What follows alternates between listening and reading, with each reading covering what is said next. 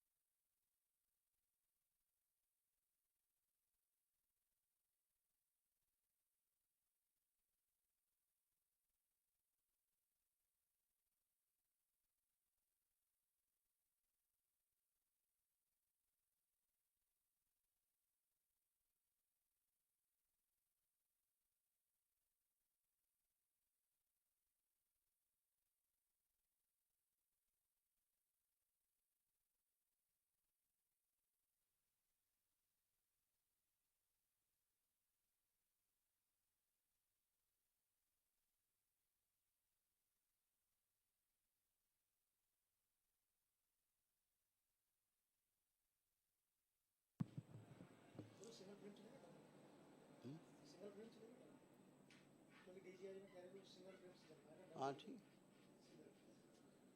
ओम बोलिए सद्गुरुदेव भगवान की, गुरु माता की, भगवान भोलेनाथ की, माता कामाख्या की, सभी संतों की, गौ माता की।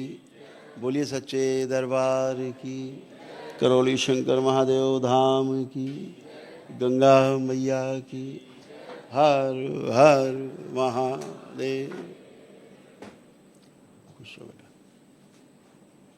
दरबार में आप सभी का बहुत बहुत स्वागत है।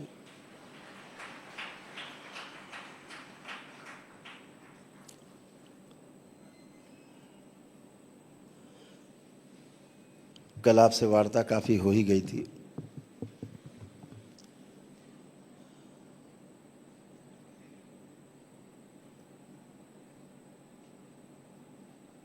एक दो बातें कहनी है, फिर उसके बाद ध्यान साधना में जाएंगे। एक तो ये कि दरबार ने ये तय किया है कि जैसे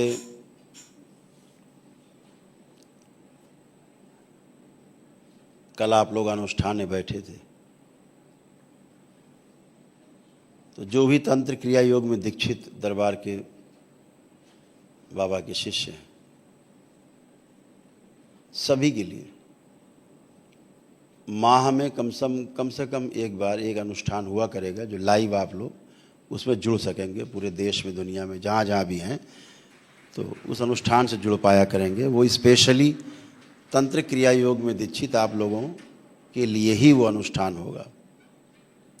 उसमें कोई भी जुड़ेगा देखेगा, उससे कोई उसको लाभ नहीं होने वाला, लेकिन सिर्फ आप लोगों को ही उसमें लाभ मिलने वाला है।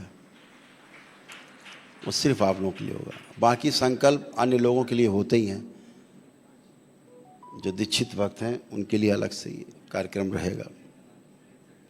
वो महीने में एक बार रहेगा और वो आपको पहले से डिक्लेयर रहेगा कि फला दिन आपको एक कार्यक्रम में भाग लेना है, तो पहले से आपको उसकी सूचना रहेगी, तो सुविधा रहेगी आपको अपने अनुसार। और प्रयास ये रहेगा कि ये कार्यक्रम या तो प्रातःकाल होगा 8 बजे या फिर रात्रि में 8 बजे के बाद होगा 9 बजे के आसपास, ताकि उस समय आप लोग घर पे रहते हैं तो सब लोग उसमें जुड़ पाएँ। तो आपके पास जो शक्तियों का जो आपके मानसिक विकार के साथ जुड़ करके शक्तियाँ दूषित होने लगती हैं, तो वह विकार आपके धुल जाया करें उस अनुष्ठान में। धीरे धीरे आप पारंगत हो जाएंगे तो विकार आएंगे ही नहीं आपको। शक्तियों के साथ एक समस्या रहती है, जब शक्ति का असंतुलन होता है तो समस्या दिखती है। तो शक्ति का असंतुलन है क्या? शक्ति कम हो जाना शरीर में या शक्ति बहुत ज़्यादा बढ़ जाना, दोनों ही रोग है। जैसे खून बहुत कम हो जाए शरीर में तो रोग है, मृत्यु हो सकती है।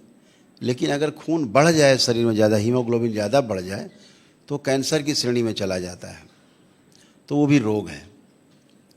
तो संतुलन ही स्वास्थ्य है, और जो असंतुलन है वो रोग है। वो चाहे शारीरिक हो, चाहे मानसिक हो, और चाहे वो आध्यात्मिक हो। अतिरेक हर चीज़ का वर्जित है। तो अति बोलते हैं ना, सर्वत्र वर्जित है। तो संतुलन में दरबार आपको करता है। जब ऊर्जा कम रहती तो बढ़ाता है, ज़्यादा रहती तो कम करके संतुलित करता है। बहुत लोग कहते हैं गुरुदेव थोड़ा ये कर दीजिए, थोड़ा ये बढ़ा दीजिए, थोड़ा। मैं क्या भैया फट जाओगे, तुम्हारे हिसाब से चलेगा। अगर डॉक्टर साहब उंगली काटी, हाथ ही काट दो डॉक्टर साहब, आप उंगली काहे काटी, ऊपर से काटो, तो ऐसे नहीं चलता। जो जानता है जिन चीज़ों को, क्या अच्छा है क्या बुरा।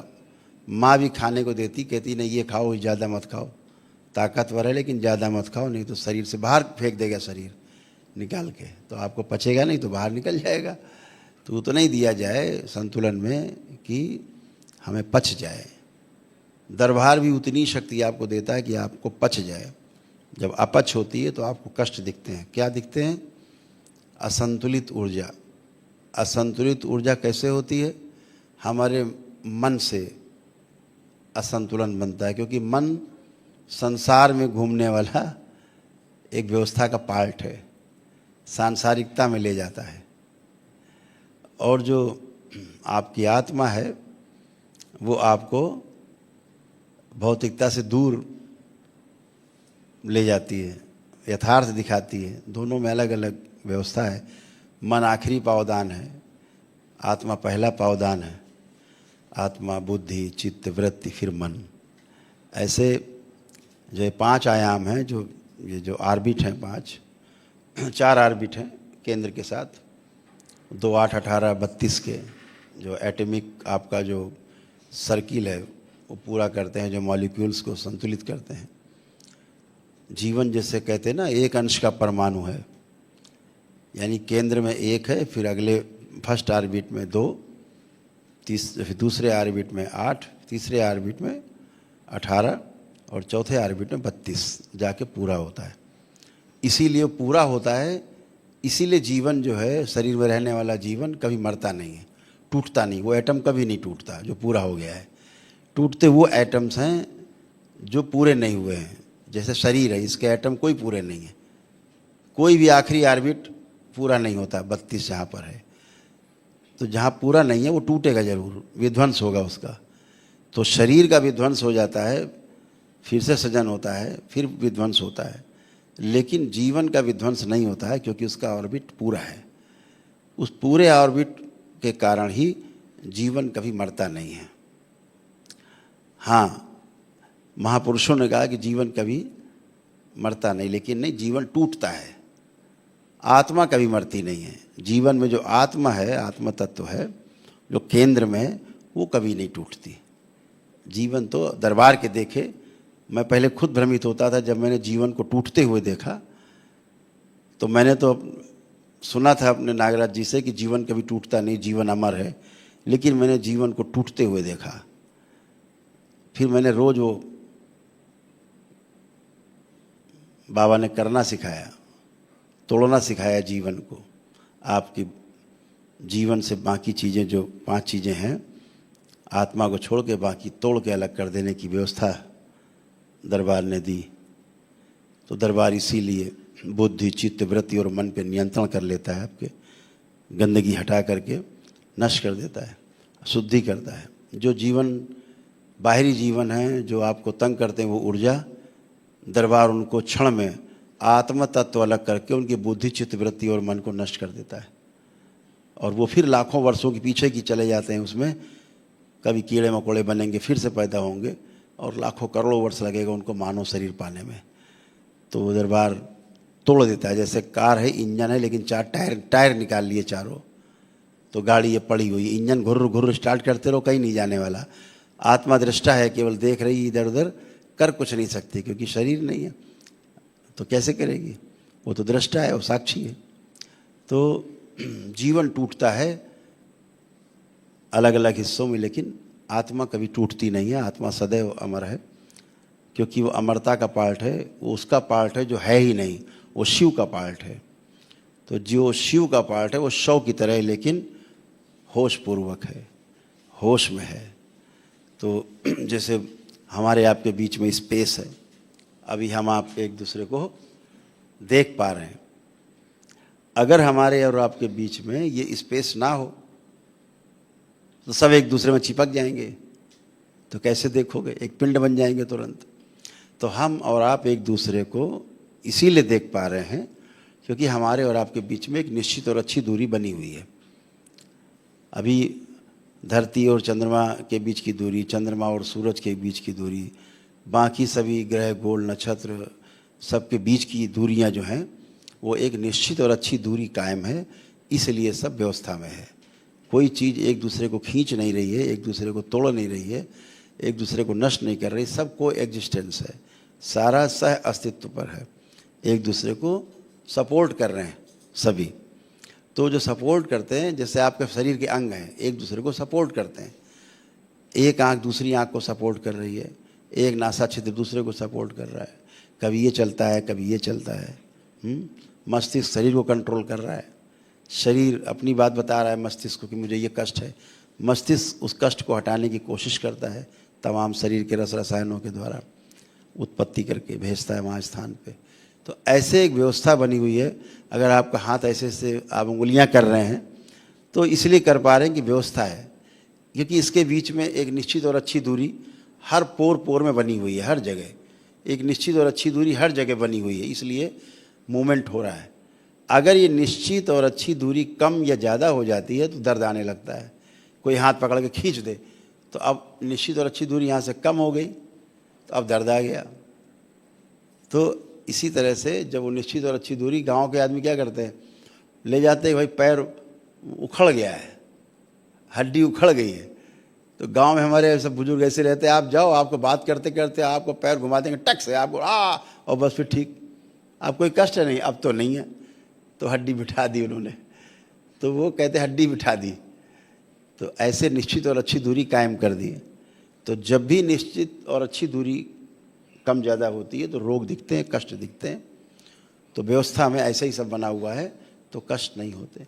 दरबार क्या करता है, आपकी जो एनर्जी के कारण निश्चित और अच्छी दूरी घट बढ़ जाती है, दरबार सेकेंडों में ऊर्जा के द्वारा पूरी कर देता है। तो आपके कष्ट चले जाते हैं, रोग नष्ट हो जाता है, चीज़ें बन जाती, गांठें बन गई, सिस्ट बन गए, रोग बन गए, फोड़े बन गए, कुछ बन गया, सड़ गल रहा है। जैसे बॉडी व्यवस्था में आती, ब्रेन व्यवस्था में आता है, दोनों ऑर्डर में आते हैं। अपने आप जो फॉरेन मटेरियल, जो बाहर की चीज़ें आ गई, इकट्ठी हो गई हैं, वो सब गल गल के बाहर निकलने लगती। बॉडी सब आपके मल मूत्र से, पसीने से, ब्रीदिंग से आपके सब निकाल के बाहर कर देता है। यही 4 रास्ते हैं।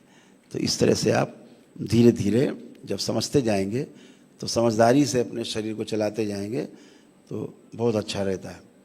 जब हम कहते हैं कि साधक जो है, अगर सूर्यास्त के पश्चात सूर्यास्त हो जाए तो फिर समझ लो कि भाई हमारे लिए खाने की कोई चीज़ नहीं है, भोजन नहीं। जब पक्षी सो गए, जो भी खा पी के पक्षी सो जाते हैं, हम सबसे ज़्यादा श्रेष्ठ और समझदार प्रकृति के साथ में चलने वाले तो पक्षी हैं। सूर्य के साथ ही जीवन है। सूर्य अस्त जीवन मंद पड़ने लगता है। सूर्य उदय एकदम पक्षियाँ चहचहाते हुए पक्षी जाते हैं। सुबह ब्रह्म मुहूर्त में दरबार रुद्राभिषेक शुरू कर देता है। ऊर्जा का, नई ऊर्जा के साथ आपका फिर से सृजन होता है। ऐसे होता रहता है। तो आपको आनंदित महसूस होता है, बहुत आनंद होता है सुबह सुबह उठ के। क्यों हो रहा है कि आप ऊर्जा को, नई ऊर्जा को, नई उमंग को महसूस कर पाते हैं। आपको पता होना चाहिए कि हम हमेशा सृजन और विध्वंस के झूले में झूलते रहते हैं। आपको शायद ये पता हो करके आपको और अच्छा लगे कि आप रोज़ मरते हैं और रोज़ पैदा होते हैं। ऐसा कोई दिन नहीं है जिस दिन आपकी मृत्यु नहीं होती। साधक को हमेशा ध्यान रखना चाहिए, जैसे मैंने कल भी कहा कि अपना शमशान अपने साथ लेके चलना चाहिए। हम कोई भी काम करें, अपने शमशान को ध्यान में रख के करें कि वो मेरा आखिरी शरण वही है, शमशान जो सबसे पवित्र है।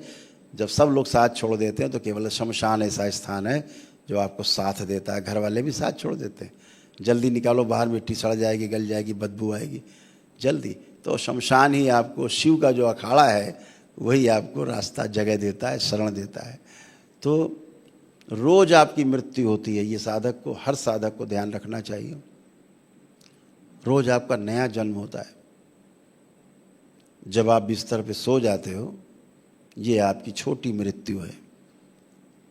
रोज़ आपकी मृत्यु होती है। कहाँ रहते पता नहीं, सवेरा पता नहीं आँख खुलेगी कि नहीं, मृत्यु है। आँख खोलते हो फिर जन्म होता है। ये छोटी मृत्यु है और छोटा जन्म है जो प्रतिदिन होता है। इस मृत्यु को और इस जन्म को अगर आप याद रखेंगे, आपके जीवन में खुशियाँ जो हैं हिलोरे मारेंगी। तो आप प्रयोग करके देखो, रात में कोई एक विचार लाओ, सोते समय चिंतन करो एक चीज़ का।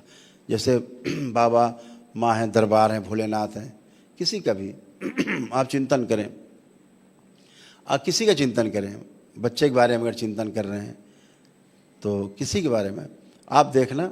कोई समस्या को चिंतन कर रहे हैं, नहीं आपको दृष्टा भाव है तो जो सांसारिक लोग हैं समस्या को सोचते सोचते सो जाते हैं, सोचते चलो सुबह तक ठीक हो जाएगा, नहीं होता। रात भर वो समस्या वाली फाइल खुली रहती है, चलती रहती है, और उसी से बीपी बढ़ गया, कुछ हो गया, मृत्यु हो जाती है। आदमी को पता ही नहीं हुआ क्या। बोले बड़े हंसी खुशी सोए थे, ऊपर से हंसते हुए अंदर से समस्या। तो जब सुबह उठते हैं आप, कभी करके देखिए आप, तो जब आप सुबह आपकी सबसे पहले आँख खुलेगी तो वही विचार आपको सबसे पहले आएगा जिसको आप रात्रि में विचार करते हुए सोए थे। सबसे पहला विचार वही आएगा। जैसे कहते हैं ना महापुरुष की, जो हम अंतिम इच्छा होती है हमारी मृत्यु के समय, उसके अनुसार ही हमारा अगला जन्म तय होता है। जैसी इच्छा होती है मरते समय, वैसे ही अगला जन्म तय होता है। तो जो कुत्ता बिल्ली तमाम पालते हैं, मरते समय कुत्ता बिल्ली का ख्याल आया, प्रेम आ गया तो फिर कुत्ता ही बिल्ली बनना है। ध्यान रखिए, इसमें कोई क्षमा नहीं है। सृष्टि नियम से चलती है, आपके बनाए हुए भाषण से नहीं चलेगी। सृष्टि पूरे नियम से ही चलती। सूर्य समय से उदय होगा और समय से अस्त होगा। सेकंड के 1000वें हिस्से का फर्क नहीं है। 1000 साल पहले का, 5000 साल पहले का पंचांग निकल आएगा। आप पता कर सकते हो कि 5000 साल पहले ये दिन कौन सा था, सूर्य उदय का समय क्या था, सूर्यास्त का समय क्या था। 5000 साल आगे का भी आप गणना कर सकते हो। इस दिन सूर्य कब उदय होगा और सूर्य कब अस्त होगा। यहाँ ज्योतिषाचार्य हमारे बीच बैठे हैं, कई दरबार के शंकर सेना के जो अध्यक्ष हैं आसाम के, वो भी ज्योतिष का ज्ञान रखते हैं, तो उनके अंदर गणना चल रही है। बात तो ठीक है। तो जो ये व्यवस्था है कोई आपके नियम से नहीं चलेगी, जो बने बनाए नियम सेट हैं प्रकृति में उसी से आप चलेंगे। तो होता क्या है, जो आप इच्छा अंतिम होती है मृत्यु के समय, वही आपको अगला जन्म मिलता है, वैसा ही जन्म मिलता है अगला।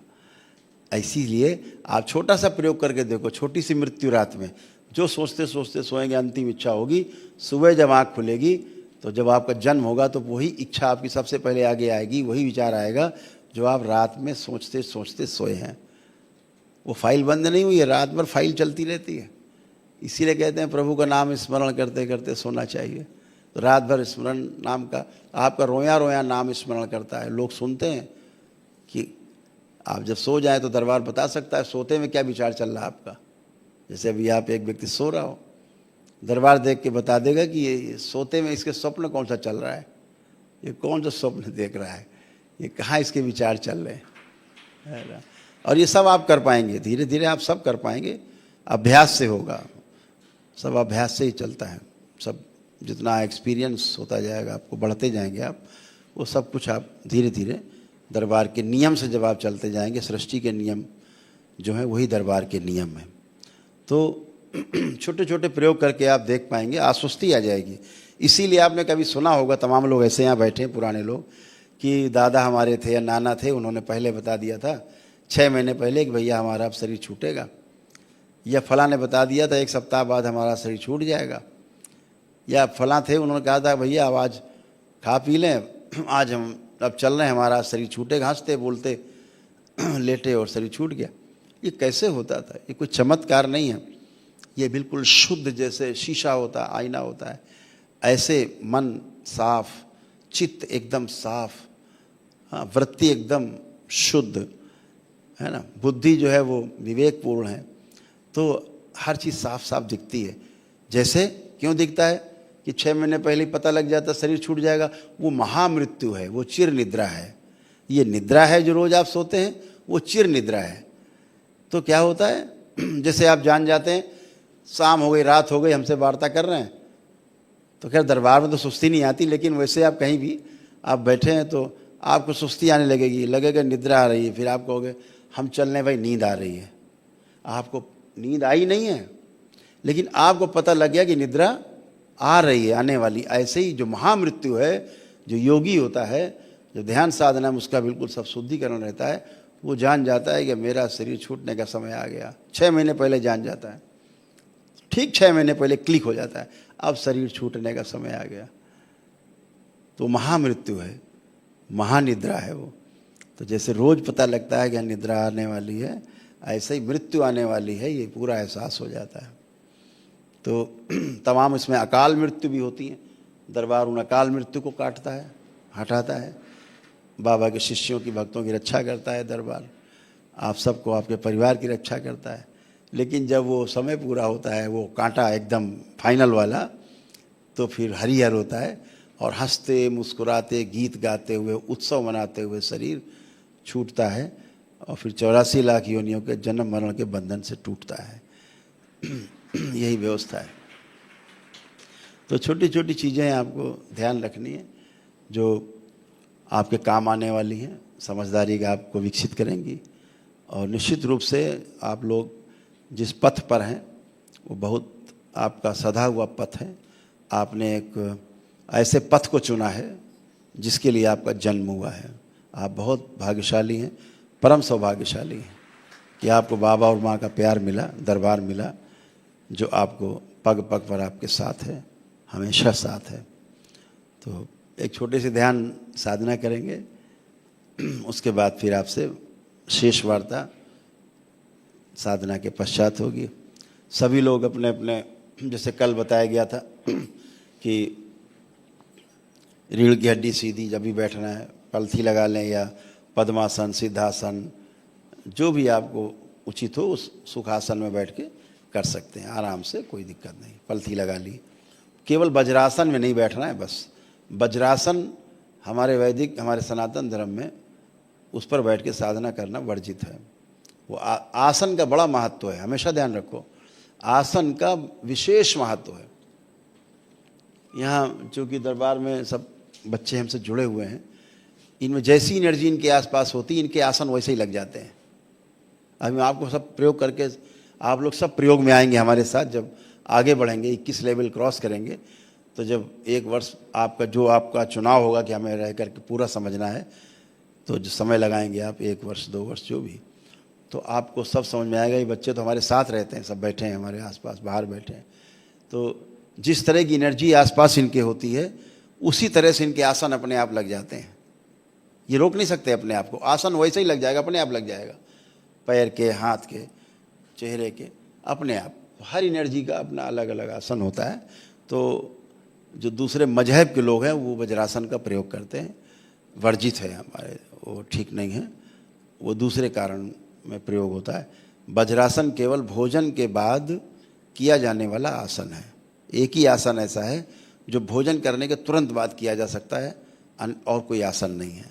जो दोनों पैर पलट के बैठ लेते हैं तो उससे बचना है। बाकी सिद्धासन है, पद्मासन है, सुखासन है, आराम से पलथी लगा के बैठ गए।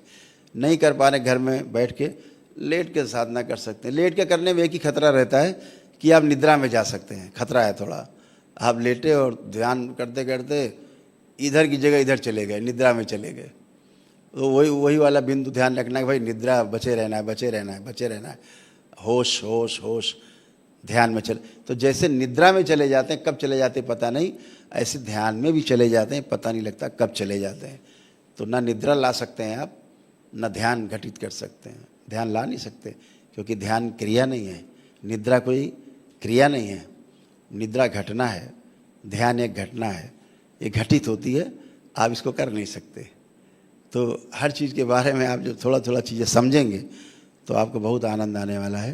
तो रीढ़ की हड्डी हमेशा सीधी रहे, और हमेशा चेहरे पर जब आप ध्यान साधना करने बैठते हैं तो हल्की सी ऐसे वाली मुस्कुराहट नहीं होनी चाहिए, मुस्कान होनी चाहिए। मुस्कुराहट में मुस्कान में थोड़ा फ़र्क है। मुस्कान ऐसे लगता है, देखने से लगेगा हाँ चेहरा कुछ प्रसन्नचित है, मुस्कुराहट में लगेगा कुछ चिढ़ा रहा है ये आदमी। तो मुस्कान आनी चाहिए, और जब चेहरे पर मुस्कान होगी तो मैंने जैसे बताया कि आप किसी के बारे में गलत सोच भी नहीं सकते। आप करके देखो कभी, आप चेहरे में मुस्कान लाओ और किसी आदमी को गाली बकना हो आपको, आप गाली नहीं बक सकते। आप मुस्कुराइए और फिर गाली बकने की कोशिश करिए, आप बक ही नहीं सकते। तो साधना में भी यही होता है कि आपका फिर विचार स्तंभित हो जाता है, कि कोई इस प्रकार के विचार नहीं आते नकारात्मक। चेहरे पर जब आप हल्की सी मुस्कुराहट नहीं, मुस्कान रखते हैं, तो हल्की से चेहरे पर मुस्कान, और पालथी लगा के या आसन में जो भी आपको अच्छा लगे, रीढ़ की हड्डी थोड़ा सीधी रहे, बहुत अकड़ा नहीं लेना है, आराम से गर्दन हल्की सी उठी हुई रहे, ऐसे चेहरा हल्का सा उठा हुआ रहे, हल्का सा चेहरा ऐसे नहीं रहे, हल्का सा चेहरा उठा रहे। और ध्यान आपको वहीं नाभि से शुरू करके और आज्ञा चक्र तक आपको पहुंचना होता है। अंदर अंदर यात्रा करते हुए जैसे हम बोलते रहते हैं उसके अनुसार आपको चलना होता है। ध्यान रहे, जब हम वापस आने को बोलेंगे तो आप वापस आएंगे, नहीं फिर हमको खींच के लाना पड़ता है। तो फिर गण जाते हैं, आपको खींच के लाते हैं, भैया चलो वहाँ बहुत काम है नीचे। आप नहीं अभी वहीं रहने दो, अभी बहुत आनंद आ रहा है। तो आनंद आ रहा है, वो आनंद आता रहे, आनंद यहाँ ही बैठे हुए हैं, तो आनंद करते रहिए, लेकिन यहाँ आके आनंद करना है, अपने लोगों के बीच में, अपने परिवार के बीच में।